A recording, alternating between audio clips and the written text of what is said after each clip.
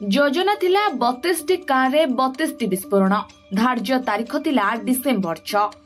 32टी car रे 32टी विस्फोरण योजना। धार्य तारीख थिला डिसेम्बर 6।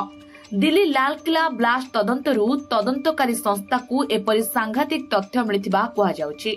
नवेम्बर 10 रे एक हुंडाई i20 गाड़ी रे विस्फोरण हैला। गोटिए सुजुकी ब्रेजा, स्विफ्ट डिजायर एवं गोटिए फोर्ड इकोस्पोर्ट रो संधान मिलि सारिछि। ब्रिजा कार्ती हरियाणार Faridabad Al Falah School of Medical Science and Research Centre campus मिलिथिला। हाँ आज्ञा दर्शक बंधु, सही अनुष्ठान एबे आतंकवादी कार्यकलापर केन्द्रस्थल भाव में उभा होइछि। इको स्पोर्ट्स कारटी गतकाली हरियाणा फरीदाबाद मिलिथिला। डिजायर गाड़ीटी सोमवार जबत होइथिला। सेथिरु गोटिए आसल्ट राइफल और अन्य विस्फोरक मिलिथिला।